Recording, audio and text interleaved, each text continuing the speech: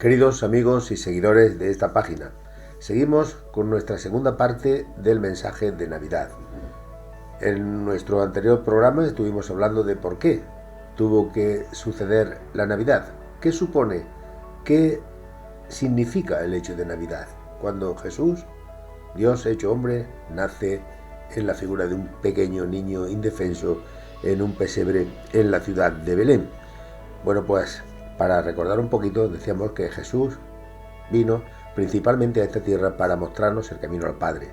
Él dijo: yo soy el camino, la verdad y la vida, nadie viene al Padre si no es por mí.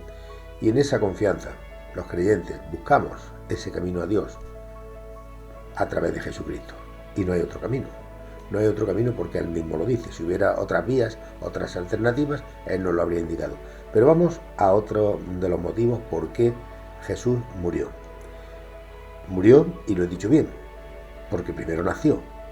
Y como en estos días se conmemora el nacimiento de Jesús, después Él desarrolla su vida y en los últimos 3 años Él se dedica a predicar el Evangelio, a ir de ciudad en ciudad dando las buenas noticias de salvación,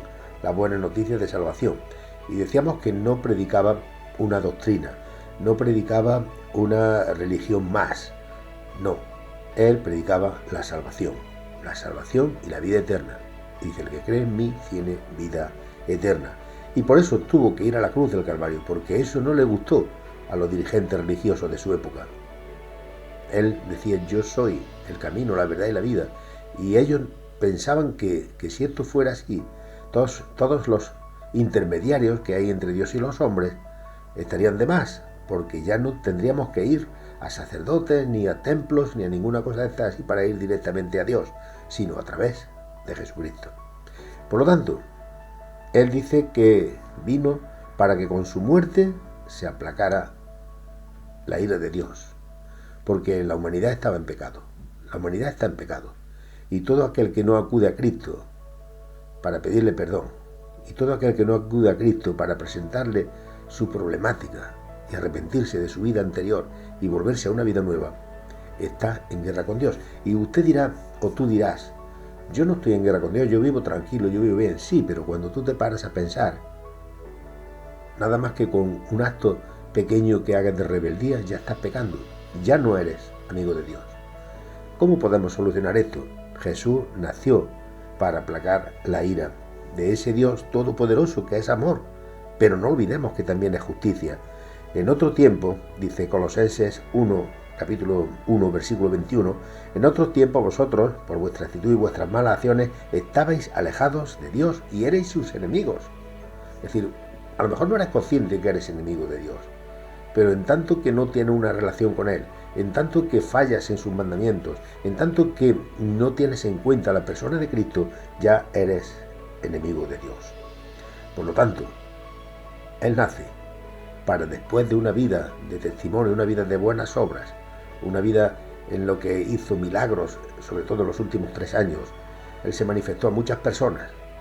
Esa vida que le llevó a la cruz del Calvario es la que venció allí a la muerte, porque Él resucitó al tercer día. No podemos olvidar esto.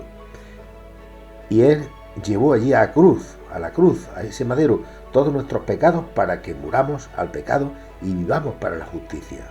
Es lo que nos dice la palabra. Así que fijaros el significado profundo de la Navidad, de este niño que nace, de este niño que se desarrolla como una persona más en su pueblo, en Nazaret, siempre con una buena vida, un buen testimonio de ayuda a sus padres. No sabemos más acerca de la vida privada de Jesús, porque los evangelios nos hablan a partir de su vida pública, desde su nacimiento, y aquel episodio en el templo cuando tenía más o menos 12 años, en la que estuvo hablando con los maestros de la ley. Después ya no sabemos más hasta el inicio de su vida pública, que se hace con su bautismo, que Él se bautiza a los 30 años y empieza a predicar el Evangelio por las ciudades, por los pueblos, con un grupo reducido de personas y muchas otras personas que le seguían más de lejos. Pero Él es el que llevó nuestros pecados a la cruz del Calvario para aplacar la ira de Dios. Pero otra de las razones también por las que, porque la Navidad existe, es para que nosotros, al creer en ese sacrificio que hizo en la cruz, nos arrepintamos de nuestros pecados y naciéramos a una nueva vida con promesas de vida eterna. Así que este es el sentido de la Navidad. Por eso es tan importante. No por el hecho en sí, que es el nacimiento de un niño, pero sí es el hecho importante de que es un niño que no es como todos los niños, que es un niño que viene a traer salvación a este mundo, que viene a traer vida eterna a aquellas personas que confían en él, que rompe ese miedo a la muerte. Con ese nacimiento en Belén de Judea, en una noche apacible, tranquila, en la que los pastores, según nos cuenta el Evangelio, estaban en el campo, pues él irrumpe en esta escena mundial, en esta escena humana, irrumpe en la figura de un niño pequeño que va creciendo como cualquier otro niño, que va teniendo también pues las molestias en el cuerpo que una persona, que un humano puede tener. Por eso él no se entiende, él se cansaba, él tenía hambre, él tenía como persona, como ser humano.